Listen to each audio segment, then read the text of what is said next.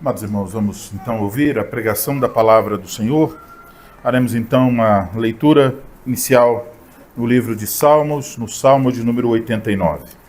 Vamos ler do versículo 19 até o 28 do Salmo 89. Outrora falaste em visão aos teus santos e disseste: a um herói concedi o poder de socorrer. Do meio do povo exaltei um escolhido. Encontrei Davi, meu servo, com o meu santo óleo o ungi. A minha mão será firme com ele, o meu braço o fortalecerá. O inimigo jamais o surpreenderá, nem o há de afligir o filho da perversidade. Esmagarei diante dele os seus adversários e ferirei os que o odeiam. A minha fidelidade e a minha bondade o hão de acompanhar, e em meu nome crescerá o seu poder.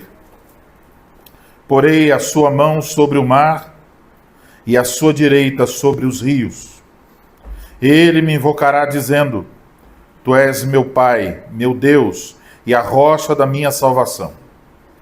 Faloei por isso meu primogênito, o mais elevado entre os reis da terra. Conservar-lhe-ei para sempre a minha graça, e firme com ele a minha aliança. Agora vamos a Lucas, capítulo de número 8. O Salmo 89 falou de um herói, de um ungido da casa de Davi, que vai colocar as mãos entre o mar e o rio, então seu poder sobre mares e rios.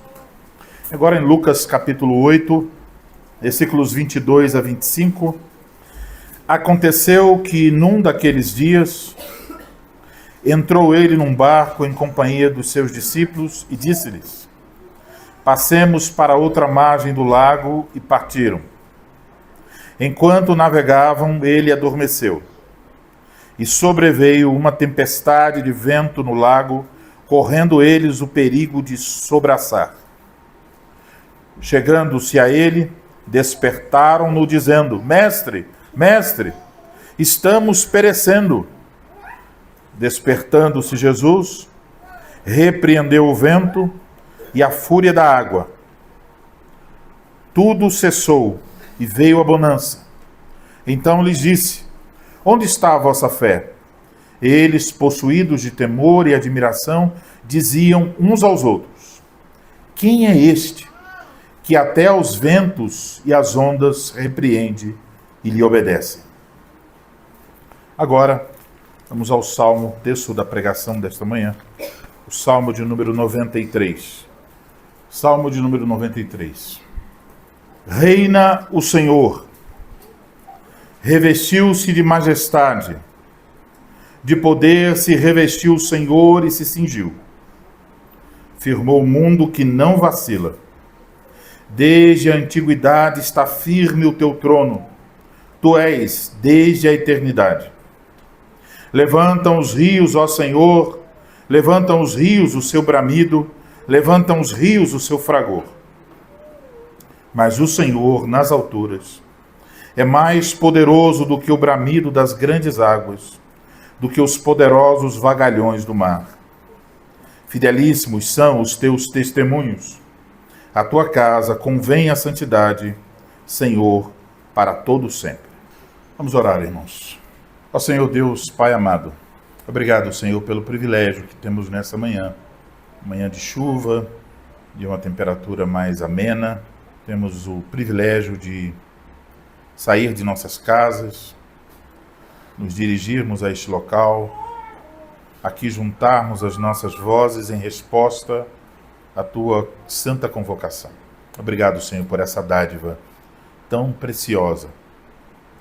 Agora, Senhor, nós esperamos ouvir a exposição da tua palavra e esperamos que o Senhor dê graça, sabedoria àquele que fala, para que fale com fidelidade, nos ensine os caminhos do Senhor, mostre o teu Filho Jesus Cristo revelado nas Sagradas Escrituras.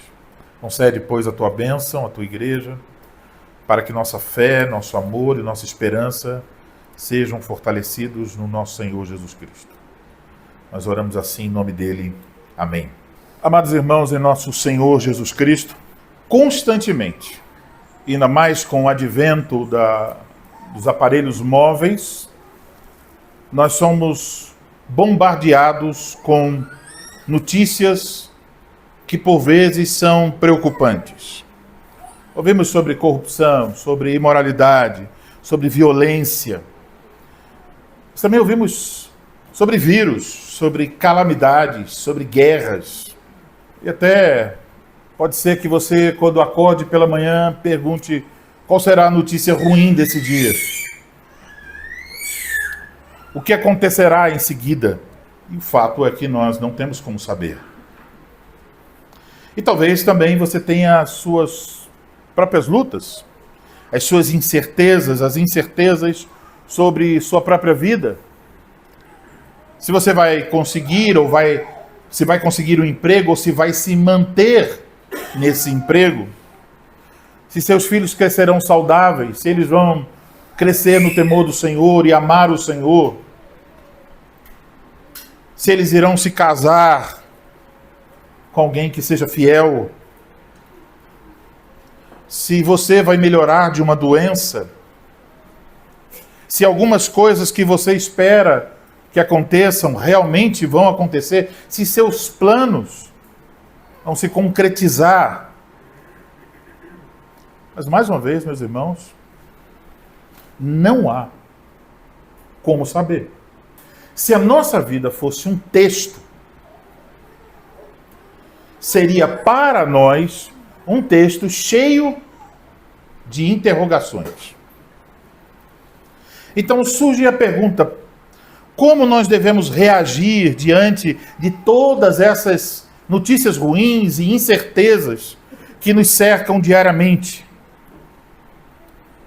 Aquelas pessoas que são religiosas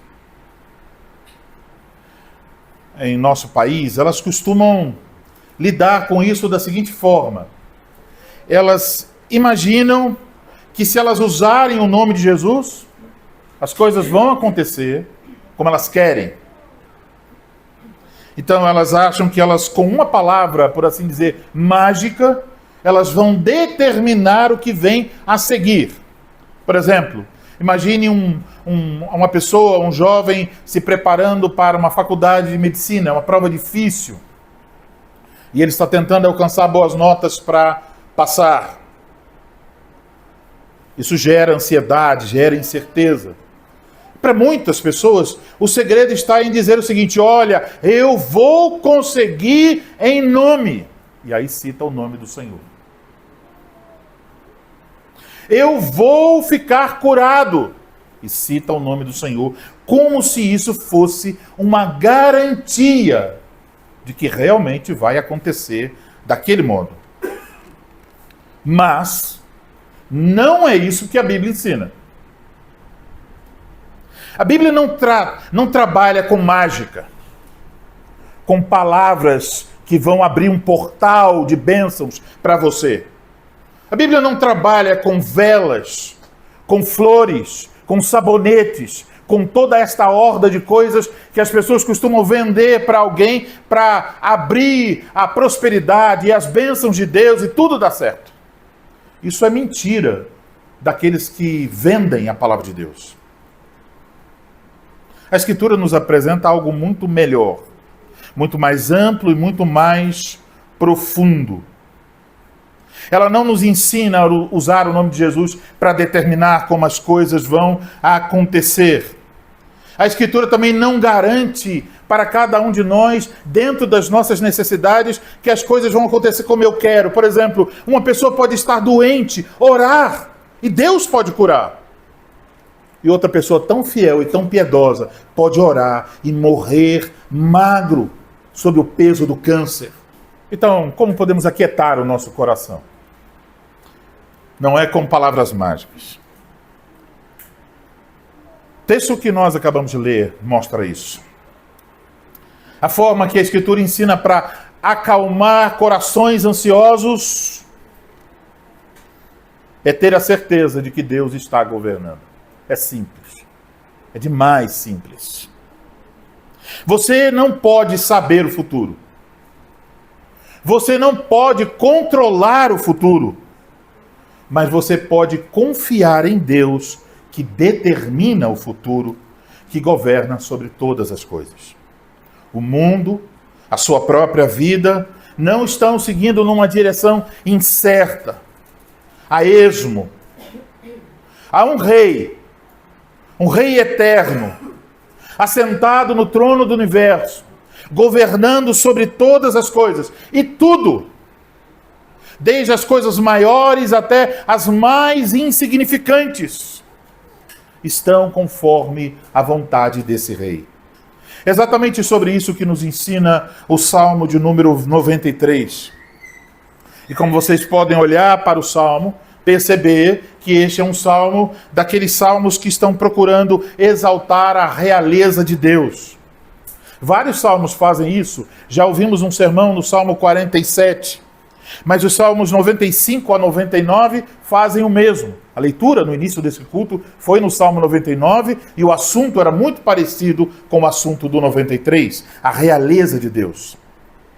É por isso então que nestes salmos onde Deus é louvado como grande rei e também neste Salmo 93, por isso então que nesta manhã nós ouviremos a palavra de Deus no Salmo 93 sobre o seguinte tema: há um trono inabalável acima do tumulto. Isso é o tema da pregação. Há um trono inabalável acima do tumulto. Então, podemos olhar para o Salmo 93 e ver, por assim dizer, 3 atos. É como se nós fôssemos pensar em 3 partes, devemos olhar uma por uma para compreender o todo. Então, as palavras do Salmo, em primeiro lugar, nos convidam a olhar para o rei em seu trono. Olhe para versículos 1 e 2 do Salmo. Reina o Senhor, revestiu-se de majestade, de poder se revestiu o Senhor e se cingiu, firmou o mundo que não vacila. Desde a antiguidade está firme o teu trono, tu és, desde a eternidade. Então podemos perguntar agora, se estamos olhando para o rei, quem é este rei? O Salmo começa com uma declaração muito enfática. O Senhor reina. Quando vemos esta palavra, o Senhor, isso é um nome. Com todas as letras maiúsculas, é o nome que geralmente os teólogos traduzem por Yahvé. É o nome pactual de Deus. O nome no qual Deus está querendo lembrar que ele tem uma aliança com o seu povo. E é importante observar que esse nome no Salmo aparece 5 vezes. E só esse nome aparece. Aparece 2 vezes no versículo 1, uma vez no versículo 3, uma vez no versículo 4, uma vez no versículo 5. Então, Yahvé, o Deus da aliança, é o rei sobre quem o Salmo está falando. Mas agora vem a outra pergunta. Que tipo de rei ele é? O salmista, então, aponta para alguns dos atributos deste Senhor que é rei.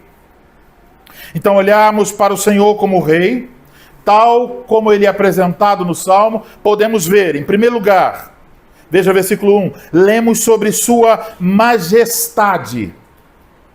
Revestiu-se de majestade, diz o Salmo. A primeira coisa, então, sabemos que ele é um rei revestido de majestade. Esta palavra majestade transmite a ideia de excelência, de realeza, de dignidade, de grandeza. Então, a majestade é um termo que descreve as excelências, as grandezas do Senhor como rei. Majestade é o termo que mostra que ele é digno de ser reconhecido como rei. Que o reinado é algo que lhe é inerente, é próprio a ele. O Salmo diz que ele está vestido de majestade. Isto quer dizer que a aparência dele toda é majestosa. Podemos pensar em um rei dos tempos antigos. Ele tentaria mostrar a grandeza do seu reino por meio de suas vestes. Uma coroa de ouro, um cetro de ouro, roupas de tecido fino. Então o rei ia querer revelar por meio de suas vestes a sua majestade. Mas aqui diz que a veste de Deus é a sua majestade. Todo o seu ser, todas as suas obras, todas as suas palavras estão revelando. Ele é o rei do universo. Cada coisa que ele faz, cada coisa que ele diz, cada revelação sobre quem ele é, está apontando na mesma direção, a sua dignidade como rei do universo. Agora, em segundo lugar, lemos sobre seu poder. Ele não só se revestiu de majestade, mas ele se revestiu de poder. O poder revela a sua capacidade de realizar as coisas. Revela a sua invencibilidade. Ninguém pode vencê-lo. O Senhor, então, o Deus da aliança, é o Rei Todo-Poderoso. O seu poder abrange tudo. Ele governa como rei. Ele pode fazer cumprir a sua vontade. Não apenas que ele tem um desejo como rei, a vontade como rei, mas ele tem o poder de realizar todas as coisas conforme sua vontade. Além disso, o poder anuncia que ele é invencível. Não há ninguém, não há coisa alguma em todo o universo que possa lhe fazer frente. Não há uma batalha, não é como se Deus estivesse num ringue e ele estivesse de um lado e o diabo estivesse do outro. Não há ringue. Há um trono e todos os seres estão abaixo desse trono. Não há concorrência. Não há inquietação, não há ansiedade no céu. É serenidade, porque se fundamenta no ser perfeito, absoluto, digno de Deus. Ninguém, nenhum dos seus inimigos é capaz de vencê-lo. Ninguém pode impedir os seus planos. Ninguém pode fazer minguar suas promessas. Ele tem o poder de executar toda a sua santa vontade. Então, quando juntamos essas duas coisas, poder e majestade, podemos dizer, ele é poderosamente majestoso e ele é majestosamente poderoso. Tudo está unido, tudo está belo e organizado no ser de Deus. Mas o salmista nos diz ainda uma outra coisa que aparece tanto no versículo 1 quanto no versículo 2. Veja que o versículo 1 nos leva de volta para Gênesis, porque fala de Deus estabelecendo, firmando a terra. Aponta para Gênesis 1, aquela obra incomparável, o Senhor criando todas as coisas. Mas vejam, Deus não se tornou soberano ao fundamentar, ao estabelecer, firmar o mundo. Ele firmou o mundo porque ele é soberano. Veja que aqui então, no versículo 2, vincula a eternidade de Deus com o seu trono. Desde a antiguidade está firme o teu trono, tu és desde a eternidade. Dizer que o Senhor é eterno significa que ele não tem início nem fim. Ele está fora das nossas concepções do tempo. O seu trono, isto é, o seu reinado, antecede a criação. Ele é rei. A sua majestade não tem princípio nem fim. O seu poder não tem princípio nem fim. Nenhum dos seus atributos tem fim. Mas a sua aliança, porque é assim que ele se apresenta, como Deus da aliança, a sua aliança não tem fim. Portanto, a terra permanecerá, o seu povo estará eternamente seguro, porque Deus permanece com o seu povo. Então ele reina antes de firmar a terra. E nunca haverá um tempo em que Deus não estará nesse trono aqui mencionado. Esse é o seu lugar. Nunca haverá um momento em que ele não está reinando. Ele é o Rei eterno. Ele não tira férias, ele não dorme, ele não descansa. Agora, por último, no versículo 5, aprendemos também que ele é um Rei santo. O texto não diz claramente que ele é santo, mas diz que a santidade convém à sua casa. E podemos deduzir, obviamente, por quê? Porque a santidade convém à sua casa? Porque ele é santo. Dizer que Yahvé é santo significa dizer que ele está acima de tudo e de todos. Mas também quer dizer que ele é perfeito em todas as coisas que ele faz. Não há em Deus motivo para voltar atrás, para arrepender-se. Não há em Deus o cometimento de algum erro. Teria sido melhor fazer assim do que daquele outro jeito. Não. Ele é perfeito em tudo. Consequentemente, todas as suas palavras, as suas obras e seus atributos são perfeitos. Cada coisa que você pensar sobre ele, a sua sabedoria é perfeita. A sua misericórdia é perfeita. O seu juízo é perfeito.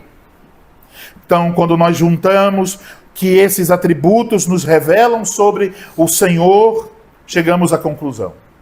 O Senhor, o Deus da aliança, é Rei majestoso, cheio de glória, dignidade, mas a majestade e a glória dele não é algo passageiro. Existe uma permanência, uma imutabilidade do seu governo. E como isso é garantido? Como é que a imutabilidade e a permanência do governo de Deus é garantida? Pelo seu poder, pela sua eternidade e pela sua santidade. Não tem como ser diferente disso. Essa ideia, então, de permanência e imutabilidade do governo do Senhor é reforçada aqui com a lembrança de que ele firmou o mundo, a terra, e a terra não vai vacilar. Isso está falando da abrangência do seu domínio. Ele criou o mundo. E o mundo, e tudo que há no mundo, a terra seca, os oceanos, os rios, as montanhas, os animais, os homens. Tudo foi criado por ele, tudo permanece por causa dele. Ele governa sobre coisas visíveis e invisíveis. Ele governa sobre trovões, sobre ventos, sobre mares, sobre vulcões, sobre animais, sobre vírus, sobre homens. Tudo está debaixo do controle soberano do Senhor. Ele criou todas as coisas. Então o versículo 2 menciona o trono do Senhor. O trono é o assento do rei. Diz que esse trono foi estabelecido desde a eternidade e o trono não pode ser abalado, não pode sofrer nenhum tipo de alteração. O trono do Senhor aqui representa a sua autoridade para governar. Quer dizer, ninguém pode tirá-lo desta posição. Nada ameaça o trono de Deus. Nada constrange, preocupa, inquieta esse trono. E por que não? Porque quem está assentado nesse trono é majestoso, poderoso, eterno e santo. O trono permanece por causa de quem está sobre ele. Ele é digno de reinar. Ele é poderoso para reinar. Seu reinado não tem fim. Ele nunca erra. Então não existe nenhum rei como ele. Que tipo de rei ele é? Em apenas uma palavra. Ele é um rei perfeito. Não existe na terra nenhum governante perfeito.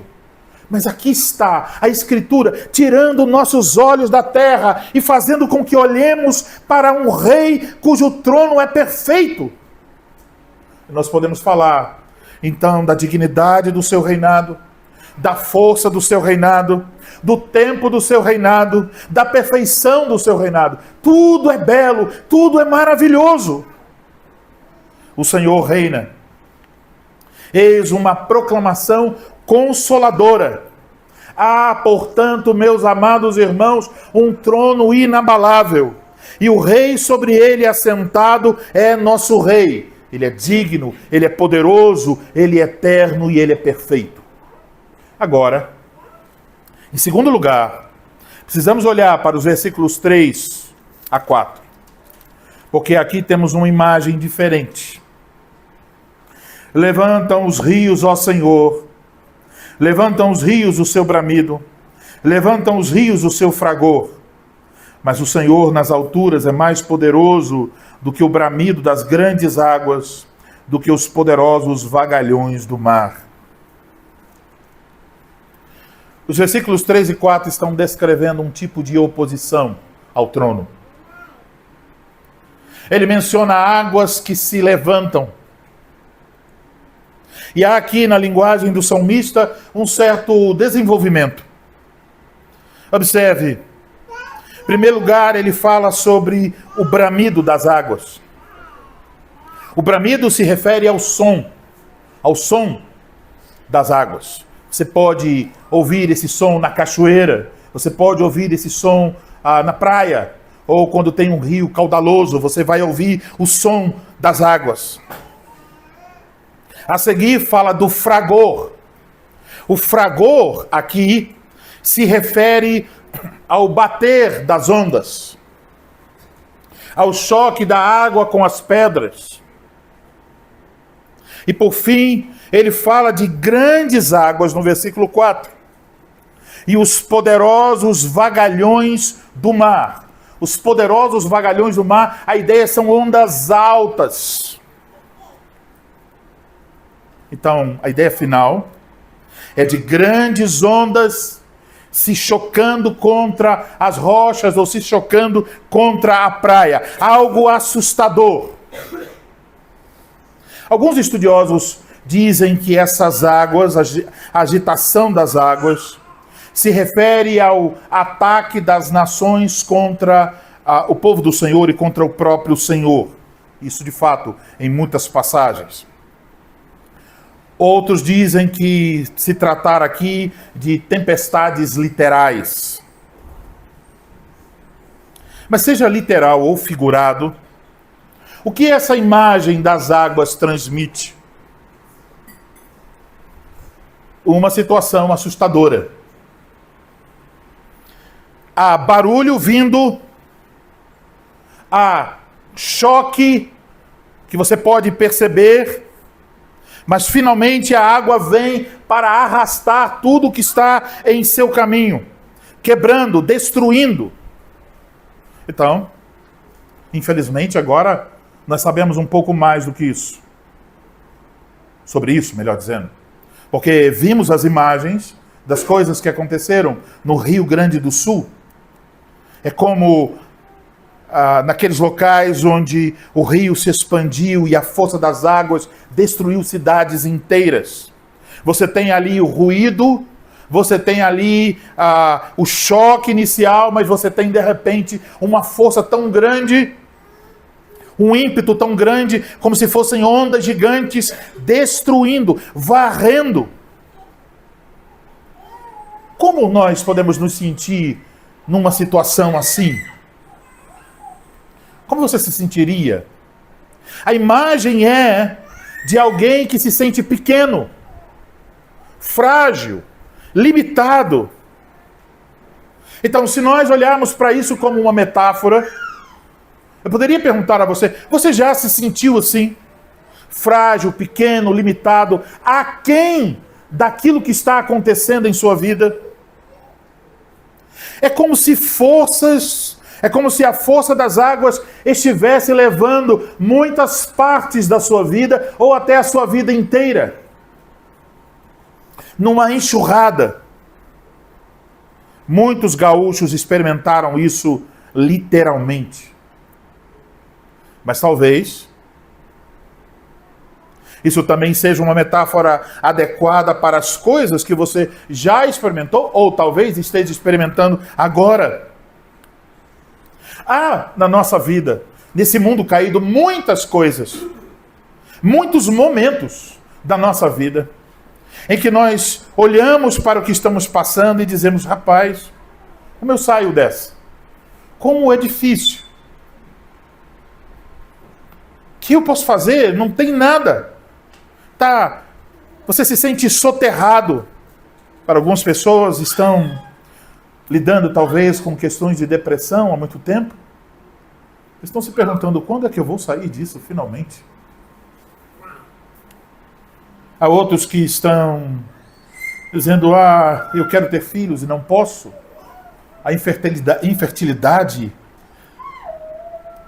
Há outros que têm um problema de saúde.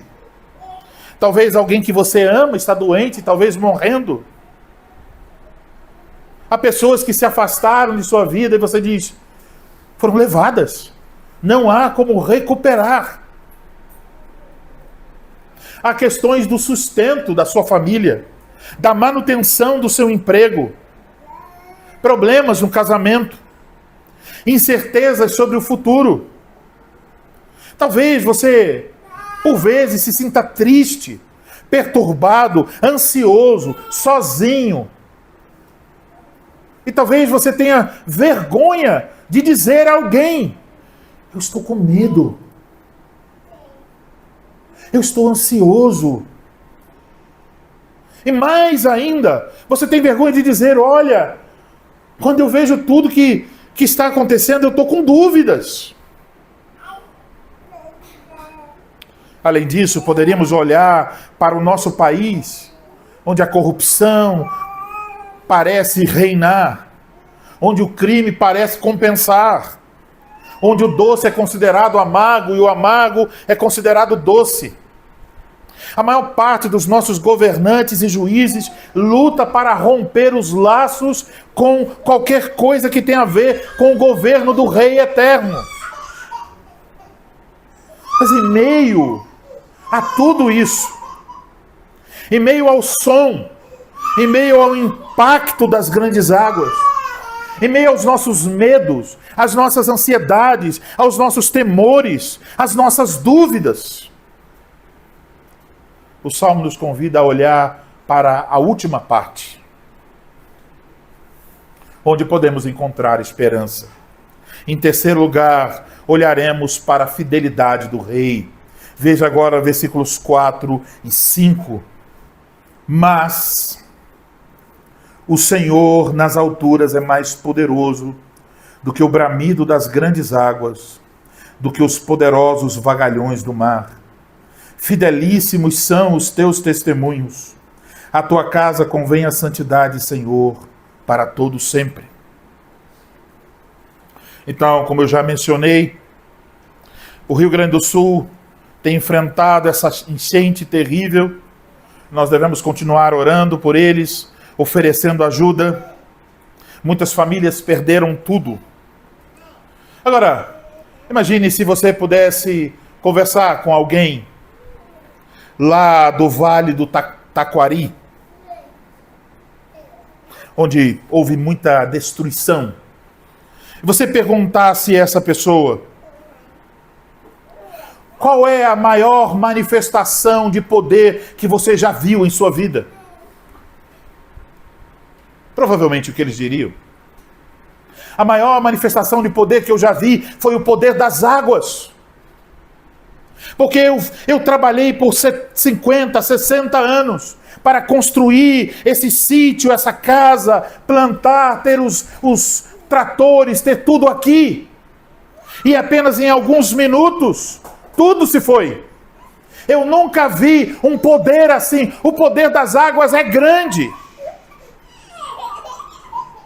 E você olhando as imagens das enchentes e o pós-enchente, o que sobrou, você diria: rapaz, parece que é mesmo. Um cenário de pós-guerra. Parece que as águas têm um poder terrível. É isso que o Salmo está comunicando. Mas imediatamente o Salmo tira os nossos olhos da destruição que as águas podem promover para nos lembrar de algo que traz esperança. Mas, vejam, apesar das águas, o Senhor nas alturas é mais poderoso do que o bramido das grandes águas, do que os poderosos vagalhões do mar. Nada se compara ao poder do grande rei. Então, se você fosse um gaúcho crente, olhando para o Salmo 93, com sua casa destruída, sem móveis, sem carro, sem expectativa de futuro, sem nada diante de si, com dificuldade, com luta, você seria chamado a curvar o seu coração e dizer: a maior manifestação de poder que eu conheço é a manifestação do poder de Deus. Eu não conheço nenhum poder que seja maior do que o poder de Deus. Então não importa o barulho, o estrondo, a fúria, o terror das águas.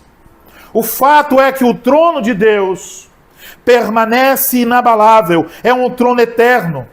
Tempestades violentas e furiosas não podem abalar o trono do Senhor.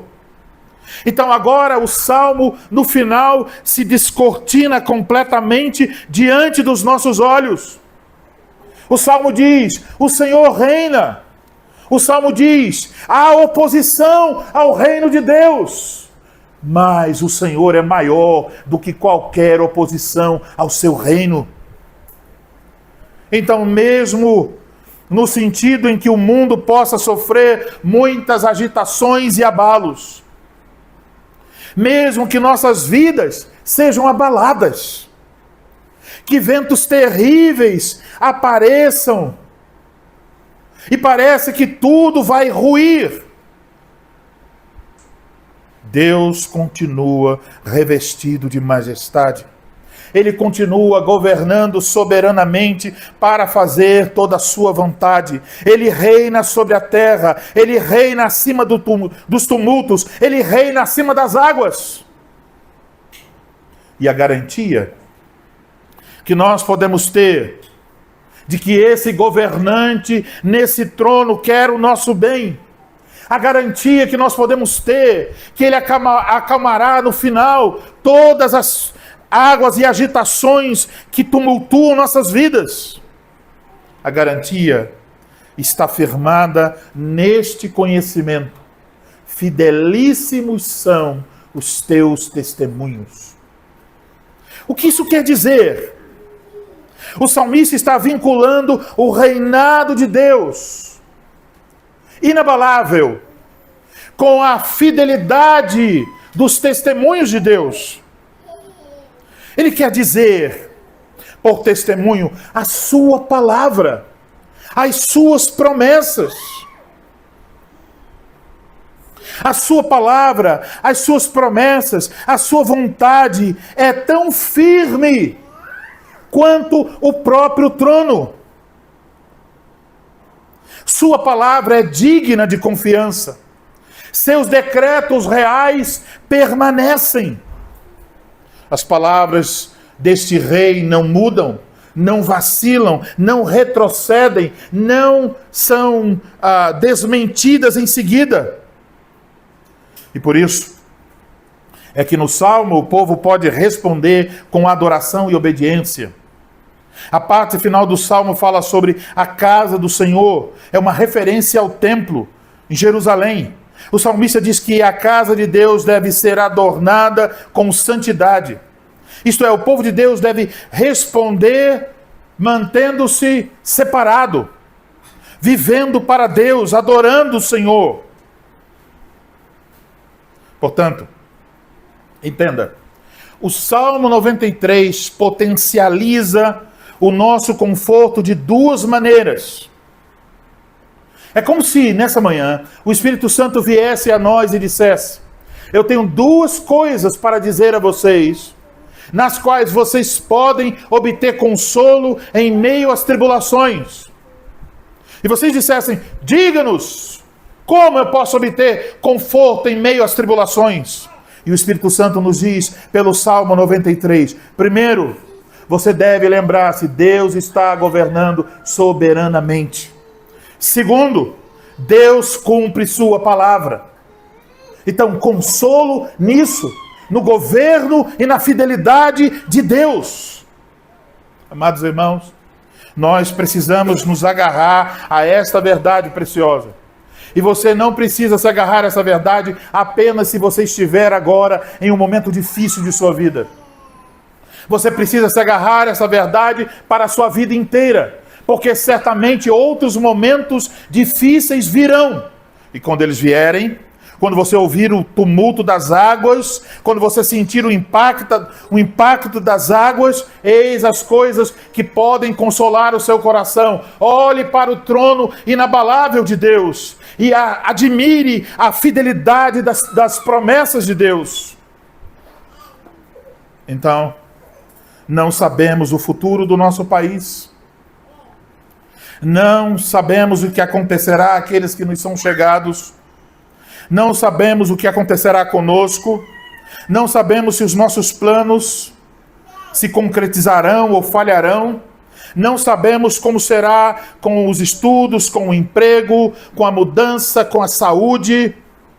Não sabemos quantas tempestades e agitações teremos de passar. Não podemos saber essas coisas. E o mais inquietante para o ser humano, não temos controle sobre elas. Pense no que você pode controlar. O que você pode resolver com sua força, com sua sabedoria. Pense no que você sabe sobre essa semana que iniciou hoje. Você sabe alguma coisa sobre ela, sobre o que vai acontecer? E se você pudesse saber, o que você poderia fazer? Mais uma vez, somos fracos e insuficientes. Mas há uma coisa que você sabe. Qual? O Senhor, o Deus da aliança, está comigo. Ele é o Rei eterno que cumpre suas promessas. E como podemos saber que Ele cumpre suas promessas? Porque a maior de todas as promessas, a promessa da qual dependem todas as outras promessas, já foi cumprida. E qual foi essa promessa? Essa promessa foi a promessa de dar-nos um rei. Deus fez a promessa ao seu povo, Ele anunciou que viria um ungido, o rei. No Salmo 89 ele falou de Davi para anunciar que viria um rei da casa de Davi. Ele anunciou que o trono desse rei seria um trono eterno. Que esse rei inauguraria um reinado de justiça, de paz, de alegria. Que esse rei conquistaria seus inimigos. Que o povo viveria no lugar de Deus, sob o governo de Deus, sob a bênção de Deus, para sempre. Então, meus irmãos, sobre quem todo o Antigo Testamento está falando? Quem é este rei da descendência de Davi, anunciado no Salmo 89? Lemos versículos 19 a 28. Está falando sobre um herói, está falando sobre um escolhido, um guerreiro. E fala sobre esse herói colocando a sua mão entre o rio e o mar. Ele tem governo sobre o rio e o mar. Este rei do Salmo 89, o filho de Davi, tem poder sobre as águas. E então, meus amados, abrimos em Lucas capítulo 8, e se descortina diante de nós o exato momento em que os discípulos percebem isso. Estavam naquele barco sobre ondas fortes e terríveis, e eles disseram: ao perigo, vamos perecer, o barco vai afundar, acorde o mestre. E então lemos que o Senhor se levanta, verdadeiro Deus, verdadeiro homem, e Jesus simplesmente diz: aquieta-te, vento, acalma-te, mar. E imediatamente tudo se acalmou.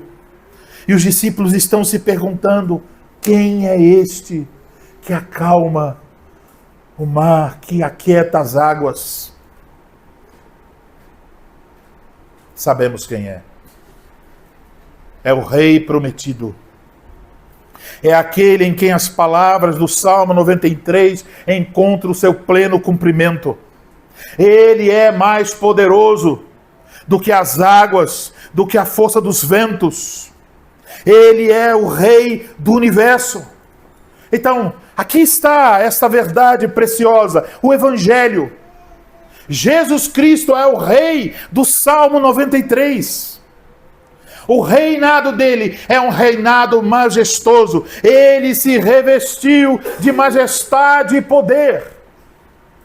Então você olha para as partes finais dos evangelhos, o início do livro de Atos e outras passagens dos Salmos e do Novo Testamento e descobrirá que este Rei que morreu pelos nossos pecados, ressuscitou para a nossa justificação, subiu ao céu. O Salmo 24 diz: quem é esse que está entrando?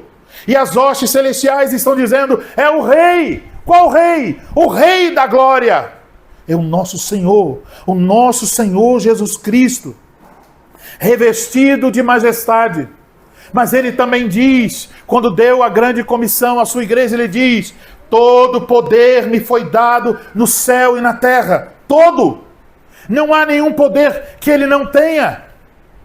Ele é o Rei Todo-Poderoso. Ele é o Rei cujo trono não pode ser abalado. Então não importa o que acontecerá amanhã,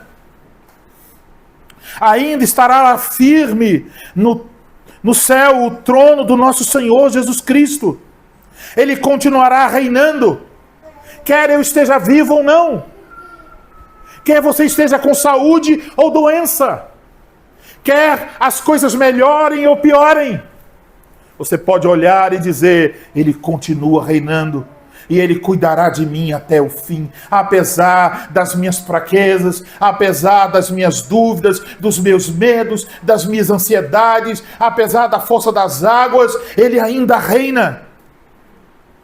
Ele continuará a fazer cumprir sua vontade. E ele é o Rei vencedor. Olhe para o livro do Apocalipse, capítulo de número 19, versículos 11 a 15. Vi o céu aberto, e eis um cavalo branco. O seu cavaleiro se chama Fiel e Verdadeiro, e julga e peleja com justiça. Os seus olhos são chama de fogo, na sua cabeça há muitos diademas. Tem um nome escrito que ninguém conhece senão ele mesmo. Está vestido com um manto tinto de sangue, e o seu nome se chama o Verbo de Deus. E seguiam-no os exércitos que há no céu, montando cavalos brancos, com vestiduras de linho finíssimo, branco e puro.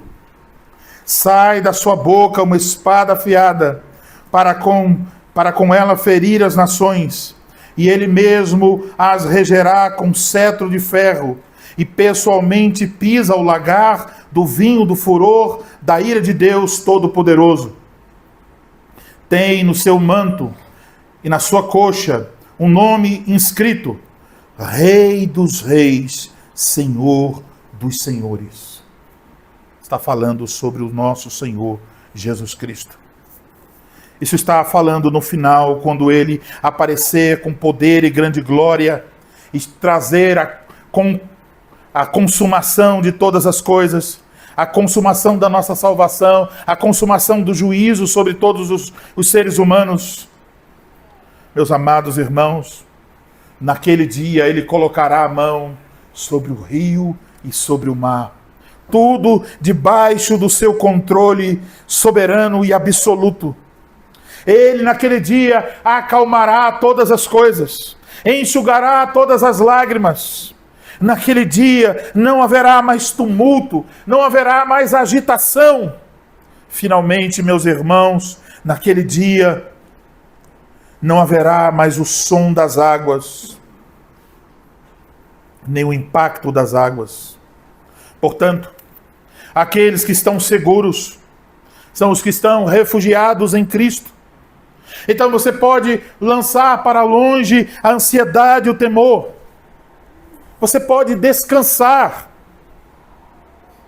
Não vai acontecer nada que não seja a vontade do nosso Salvador para a sua vida. Então, olhando para esse rei, tal como ele é revelado no Salmo 93, responda: você confia nele? Você poderia dizer: eu tenho certeza de que a sabedoria dele é perfeita. Eu tenho certeza de que o amor dele por mim é incomparável. Eu confio plenamente no seu poder.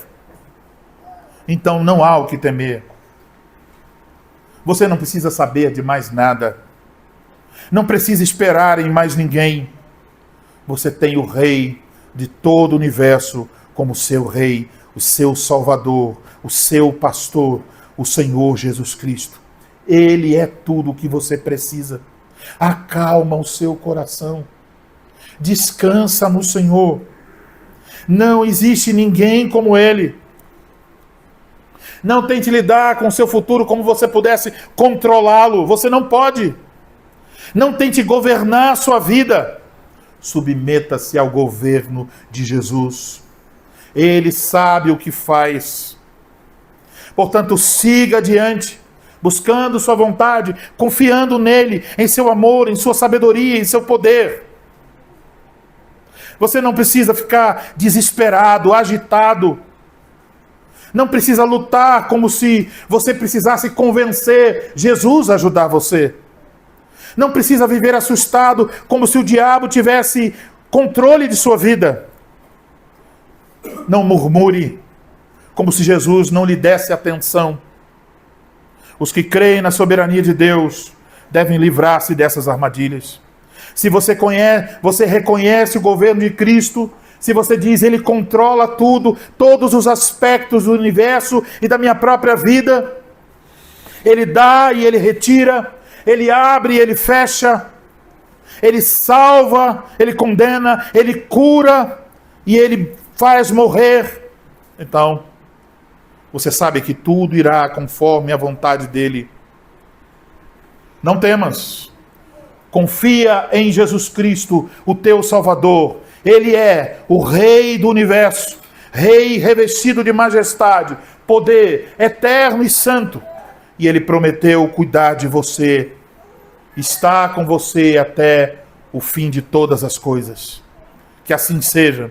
Que a nossa fé e esperança nesse bendito Salvador se fortifique de acordo com as palavras do Salmo 93. Amém. Amém.